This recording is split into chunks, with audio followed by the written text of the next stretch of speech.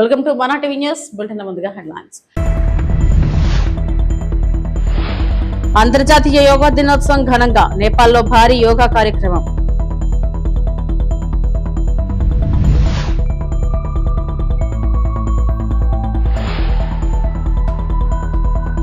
వైసీపీపై మంత్రి కందుల దుర్గేష్ ఫైర్, కుల రాజకీయాలపై తీవ్ర విమర్శలు.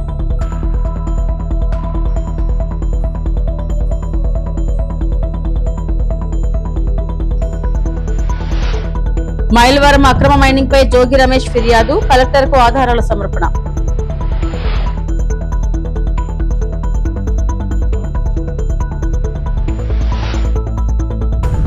ఏడు జన్మలెత్తినా ఏమీ చేయలేవు, డిప్యూటీ సీఎం పవన్ పై మాజీ మంత్రి అంబటి ఫైర్.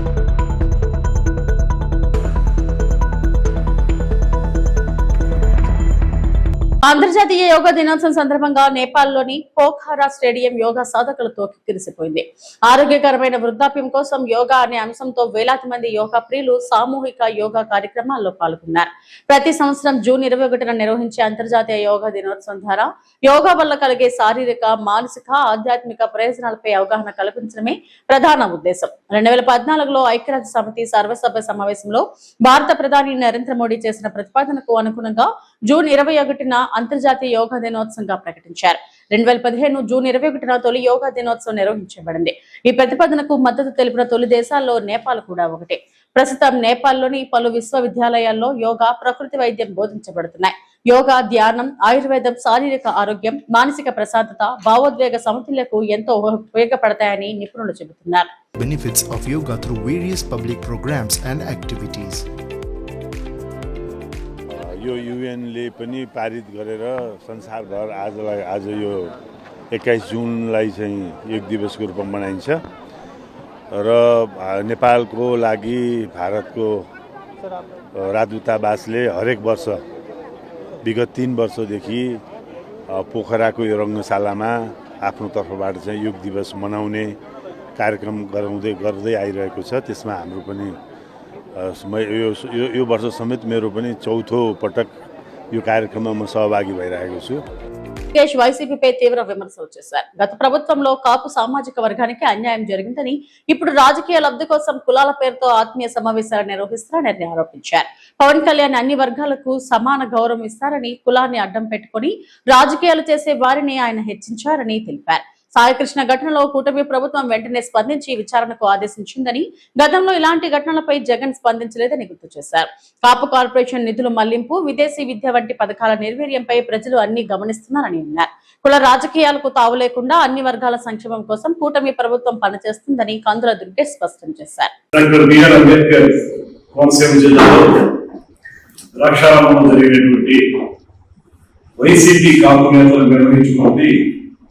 అది ఆత్మీయ సమావేశం ఎంతమాత్రం కాదు.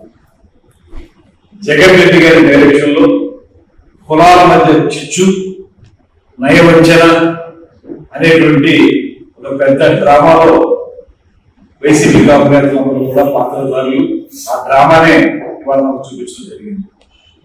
ఆ రోజున జగన్మోహన్ రెడ్డి గారి 5 సంవత్సరాల పరిపాలన కాలంలో కాపు కార్పొరేషన్ ని నిర్వీర్యం చేసి,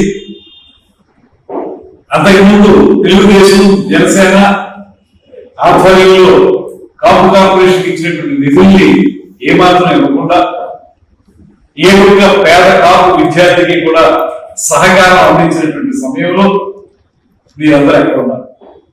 మీరు అధికారంలో ఉన్నారు కదా, ఎందుకు మాట్లాడారు? ఆ రోజున 2014 నుంచి 19 వరకు విదేశీ విద్య నిధి అనేటువంటి పథకం కింద అనేక మంది కాపు యువతకి నిధుల్ని సమకూర్చి వారందరూ కూడా గ్లోబల్ లీడర్స్ గా ఎదగడానికి ఆ ప్రభుత్వం కృషి చేస్తే, ఇవాళ మీ 2019-24 మీ ప్రభుత్వం అక్కడ విదేశీ విద్య ద్వారా వెళ్ళినటువంటి వాళ్ళకి సరైనటువంటి నిధులు సమకూర్చకుండా వారిని ఇబ్బందులు పెట్టినటువంటి వాస్తవం కాదా? ఆ రోజు మీరు అందరూ ఏం చేశారు? విద్యార్థులకు ఏమన్నా పాస్టర్గా నిలబడ్డారా? అదేవిధంగా కొట్టే సాయి అనేటువంటి ఒక జనసేన కార్యకర్త ఆ రోజున తిరుపతిలో ఆయన మీద అప్పటి ప్రభుత్వం పోలీసులు ఇబ్బందికరంగా మ్యాన్ హ్యాండ్లింగ్ కూడా చేస్తే ఆ రోజు మీరు ఎక్కడైనా కూడా ఒక ఆత్మీయ సమావేశం పెట్టారా? గత ప్రభుత్వ హయాంలో విచ్ఛిన్నకర వాతావరణం ఉండేదని, దేవాలయాలకు సరైన ఆదరణ ఉండేది కాదని మంత్రి ఆనం రామనారాయణ రెడ్డి అన్నారు. సచివాలయంలో ఏర్పాటు చేసిన మీడియా సమావేశంలో దేవాదాయ శాఖ 2 ఏళ్ల పనితీరుపై ఆయన రిపోర్ట్ విడుదల చేశారు. ఈ సందర్భంగా ఆయన మాట్లాడుతూ దేవాలయాలు సమాజంలో భాగమని గత ప్రభుత్వం మర్చిపోయిందన్నారు. ఎన్డీఏ పరిపాలన 2 ఏళ్ల సుపరిపాలన, నమ్మకం, విశ్వాసం అనేటువంటి ఒక కార్యక్రమంలో గౌరవ ముఖ్యమంత్రి శ్రీ చంద్రబాబు నాయుడు గారు ఈ 2 సంవత్సరాల పరిపాలన కార్యక్రమాలని ఎప్పటికప్పుడు సమీక్షించుకుంటూ ప్రజలకు అన్ని వివరాలని వాళ్ళ ముందు పెట్టాలి, చేసినటువంటివి చేయబోయేటువంటివి కూడా ప్రజల సమక్షంలో ఉంటే అనేక సూచనలు సలహాలతో మరింత పరిపాలన వేగవంతం కావాలి అనేది ప్రభుత్వం యొక్క ఉద్దేశం, ముఖ్యమంత్రి గారి యొక్క ఆలోచన. దానిలో భాగమే తిరుపతిలో రాష్ట్ర స్థాయి ఎన్డీఏ కూటమి నాయకుల యొక్క తొలి సమావేశం 2 ఏళ్ల పాలన, సంక్షేమం, అభివృద్ధి, ఒక నమ్మకం అనేటువంటి దానిలో మొదలుపెట్టాం. దాదాపుగా రాష్ట్రంలోని అన్ని జిల్లాల్లో జిల్లాల మంత్రులు, ఇన్ఛార్జి మంత్రులు, స్థానిక ప్రజాప్రతినిధులు అందరూ కలిసి నిర్వహించడం, శాసనసభ సభ్యులుగా శాసనసభ నియోజకవర్గాల్లో కూడా ఈ కార్యక్రమాలు నిర్వహించి ఆయా ప్రాంతాల్లో ఏమి జరిగాయి, ఏం జరుగుతున్నాయి, ఏమి హామీ ఇచ్చాం, ఆ హామీలని ఎలా నిలబెట్టుకుంటున్నాం అనేటువంటి విషయంలో చాలా స్పష్టంగా ప్రజల మధ్య దీన్ని చర్చించడం కూడా ఇప్పటికే చాలా వరకు పూర్తయింది. ఇంకా కొన్ని 1-2 ఎక్కడైనా ఉన్నా ఇవాళ రేపట్లో అవి పూర్తవుతాయి. హిందూ ధర్మ ప్రచార ట్రస్ట్ చైర్మన్గా మాజీ ఐఏఎస్ అధికారి అయినటువంటి దాసరి శ్రీనివాసులు గారు, అగ్ర కథానాయకుడు చిరంజీవితో తెలంగాణ బీజేపీ రాష్ట్ర అధ్యక్షుడు రామచంద్రరావు సోమవారం భేటీ అయ్యారు. ప్రధాని నరేంద్ర మోడీ ప్రభుత్వం 12 ఏళ్లు పూర్తి చేసుకున్న సందర్భంగా బీజేపీ చేపట్టిన విశేష్ జన్ సంపర్క్ అభియాన్ లో భాగంగా చిరును బీజేపీ నేత కలిశారు. ఈ సందర్భంగా మోడీ హయాంలో కేంద్ర ప్రభుత్వం సాధించిన కీలక విజయాలు, చేపట్టిన సంక్షేమ పథకాల గురించి చిరంజీవికి ఆయన వివరించారు. ఆ వివరాలున్న బుక్లెట్ ను అందజేశారు. మోడీ 12 ఏళ్ల పాలనపై ఇటీవల సినీ, బిజినెస్ ప్రముఖులతో రామచంద్రరావు వరుసగా భేటీ అవుతున్న సంగతి తెలిసిందే.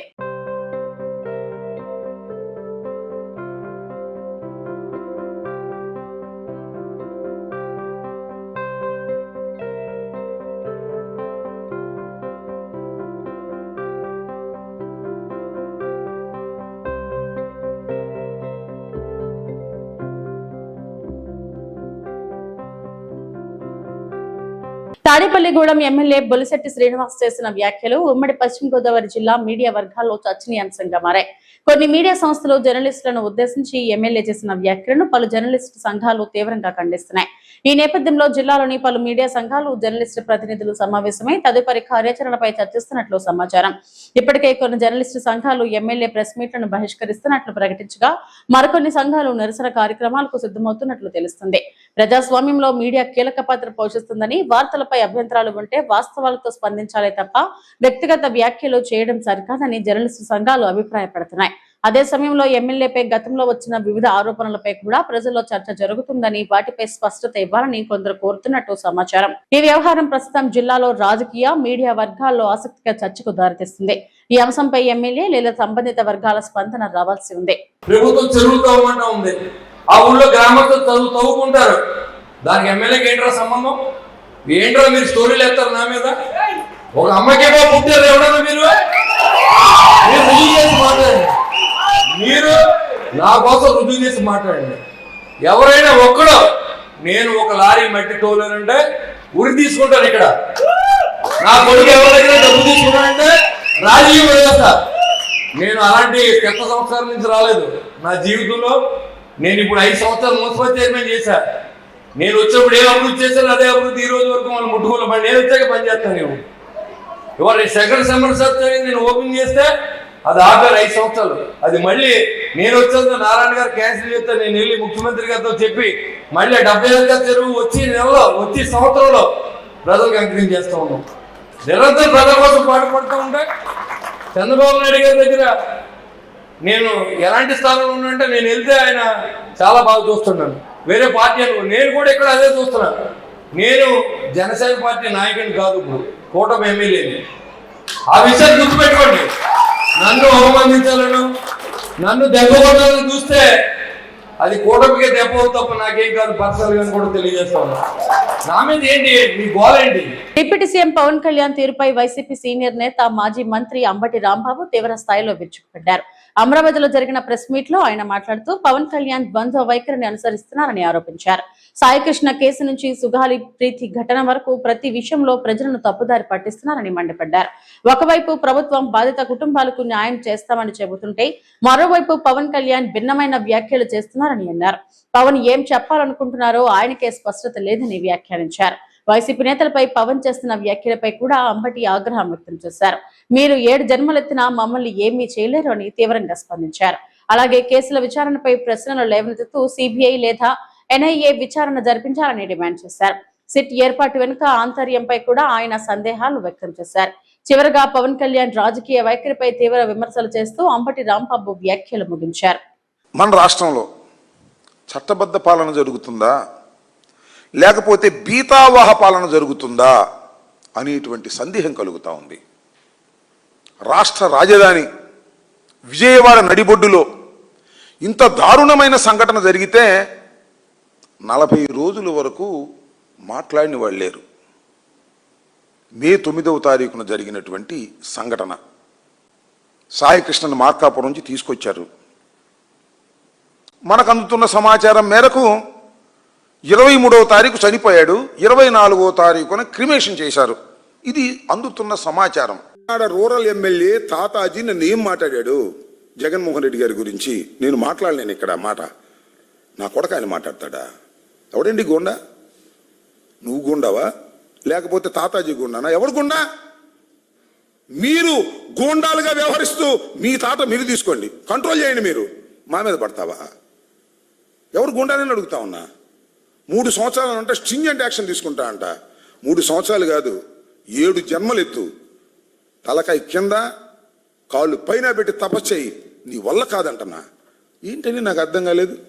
మితిమీరిన మాటలు మాట్లాడుతున్నారు, చౌకబారు మాటలు మాట్లాడుతున్నారు. ధర్మమేనా ఇది?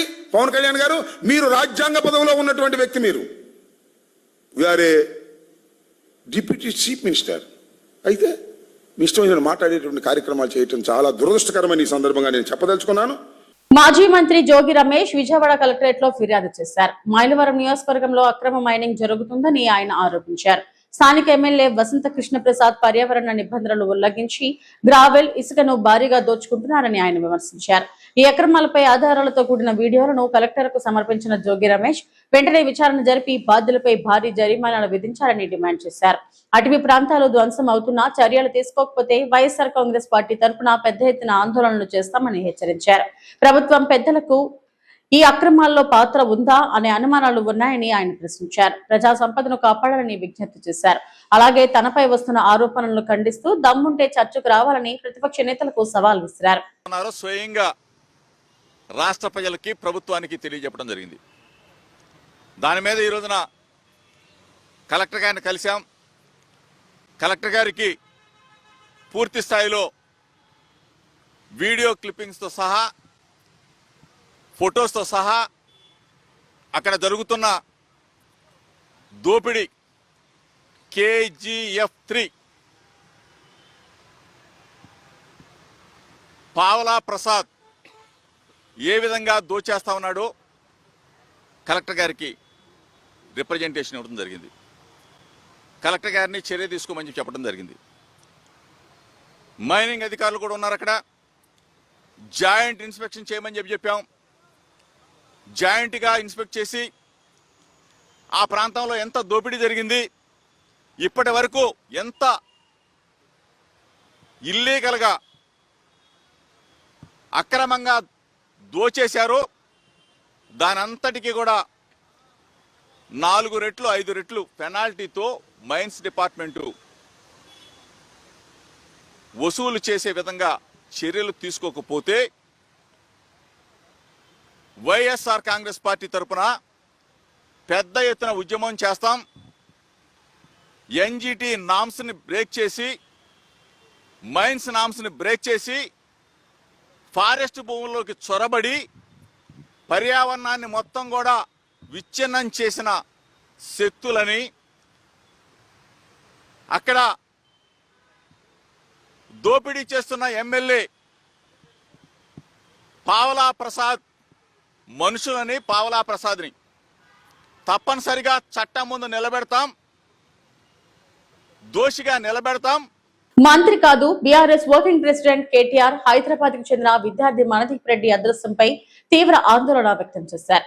ఉన్నత విద్య కోసం ఫిన్లాండ్ వెళ్లిన మనదీప్ రెడ్డి గత 45 రోజులుగా కనిపించకపోవడంతో ఆయన తల్లిదండ్రులు తీవ్ర ఆవేదనలో ఉన్నారు. ఈ విషయంపై మనదీప్ తల్లిదండ్రులు ముత్యం రెడ్డి మమతతో కేటీఆర్ స్వయంగా మాట్లాడి ధైర్యం చెప్పారు. గత నెల 5వ తేదీ నుంచి మనదీప్ నుంచి ఎలాంటి ఫోన్ కాల్, మెసేజ్ లేదా సమాచారం లేకపోవడం బాధాకరమని కేటీఆర్ అన్నారు. స్థానిక పోలీసులు ఫిర్యాదును పట్టించుకోకపోవడంతో తల్లిదండ్రులు హైకోర్టును ఆశ్రయించాల్సి రావడం దురదృష్టకరమన్నారు. ఈ కేసులో కేంద్ర ప్రభుత్వం, ఫిన్లాండ్ లోని భారత రాయబార కార్యాలయం, తెలంగాణ పోలీసులకు హైకోర్టు నోటీసులు జారీ చేయడాన్ని ఆయన స్వాగతించారు. ఫిన్లాండ్ లోని భారత రాయబార కార్యాలయం అక్కడి అధికారులతో సమన్వయం చేసి మనదీప్ రెడ్డిని సురక్షితంగా గుర్తించేలా చర్యలు తీసుకోవాలని కేటీఆర్ కోరారు. అలాగే తెలంగాణ ప్రభుత్వం, పోలీసులు ఈ కేసును అత్యంత ప్రాధాన్యతగా తీసుకుని త్వరితగతిన దర్యాప్తు చేపట్టాలని డిమాండ్ చేశారు. మనదీప్ రెడ్డి క్షేమంగా తిరిగి వచ్చే వరకు ఆయన కుటుంబానికి బీఆర్ఎస్ పార్టీ అండగా ఉంటుందని కేటీఆర్ హామీ ఇచ్చారు.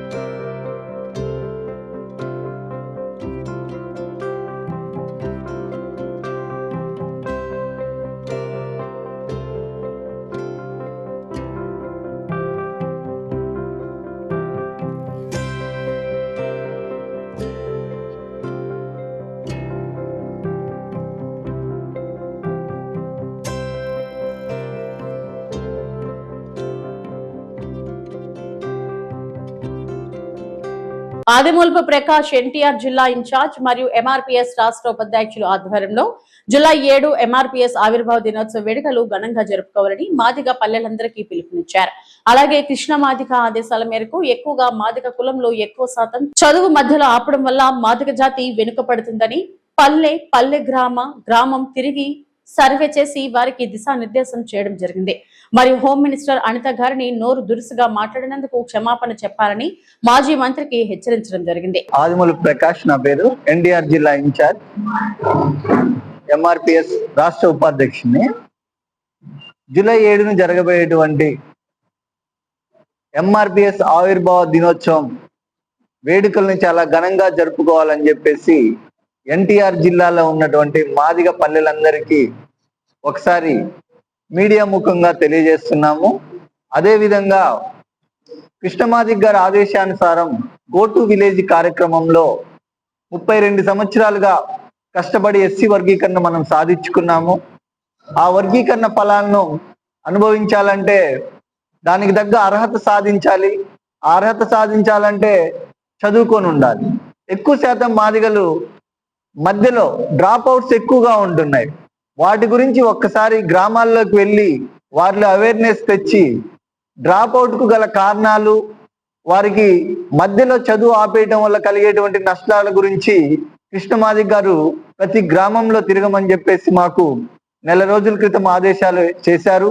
ఇప్పటికి 25 రోజుల నుంచి ప్రతి రాష్ట్రం మొత్తం 2 రాష్ట్రాల్లో ఈ యొక్క కార్యక్రమం అనేది జరుగుతూ ఉంది.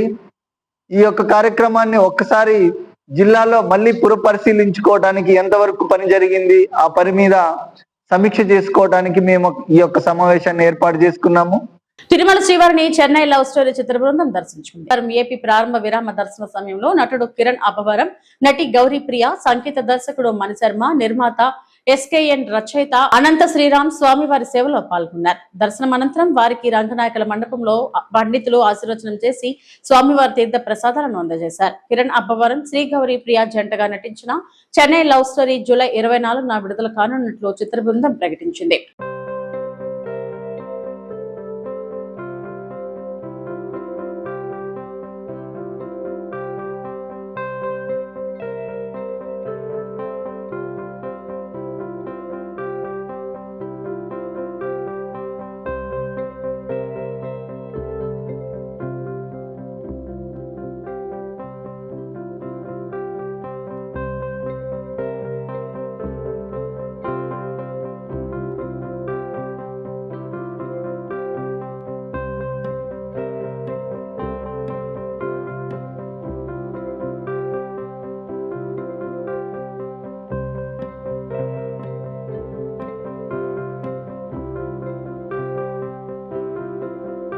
హిందీలో సినిమా బేబీ చేస్తున్నాం. ప్రజెంట్ ఇది నెక్స్ట్ అది నా పిల్ల రాని సినిమా 3-4 జూలై 24 రిలీజ్ అవుతుందండి. సినిమా మళ్ళీ బేబీని మించి ఉంటుందని. అందరికి నమస్కారం. వాళ్ళ పొద్దున నిజంగా చాలా మంచి దర్శనం అయింది. నేను తిరుపతిలో కింద ఒక మంచి ఈవెంట్ చేసుకొని మా సినిమాలో మూడో పాట రిలీజ్ చేసుకొని స్వామివారి ఆశీస్సులు తీసుకుందామని మేమంతా వచ్చాము. సో జూలై 24వ తేదీన మా సినిమా రిలీజ్ అవబోతుంది. సో మీ స్వామివారి బ్లెస్సింగ్స్తో పాటు మీ అందరి సపోర్ట్ కూడా మాకు. అందరికి నమస్కారం అండి. స్వామివారి దర్శనం చాలా బాగా జరిగింది. అలాగే మా మూవీ రిలీజ్ డేట్ ఇక్కడి నుంచే అనౌన్స్ చేసాం. జూలై 24th మూవీ రిలీజ్ అవబోతుంది. ఇదిగో ఇక్కడి నుంచే ప్రమోషన్స్ అంతా స్టార్ట్ చేద్దాం.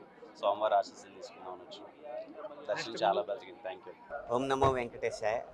చెన్నై లవ్ స్టోరీ అనే చిత్రంలో నేను అన్ని పాటలు రాయడం జరిగింది. ఈ చిత్రానికి సంబంధించిన జిగితారా అన్న పాట స్వామివారి పాదాల చెంత నిన్న తిరుపతిలో విడుదల చేయడం జరిగింది.